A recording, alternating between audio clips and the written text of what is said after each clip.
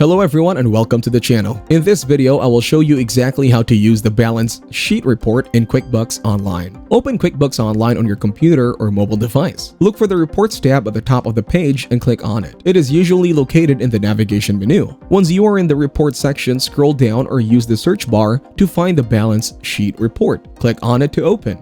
The balance sheet report provides a snapshot of what your business owns and what it owes as of specific date. In the assets section of the report, you will see different categories, such as current assets. These include items like cash, accounts receivable, and inventory. Under current assets, you will find specific accounts, like accounts receivable, which represents money owed to your business by customers. The report will also display the total amount of accounts receivable, which is the sum of all outstanding invoices. Total current assets is the sum of all current assets listed on the balance sheet. Moving to the liabilities and shareholders' equity section, you will see categories like net income, retained earnings, and shareholder equity. Net income represents the difference between your business's revenue and expenses over a while. Retained earnings shows the cumulative profits or losses that have been retained in the business rather than distributed to shareholders as dividends. Shareholder equity represents the total value of the company that belongs to its shareholders. The report will display the total shareholders' equity, which is the sum of all equity accounts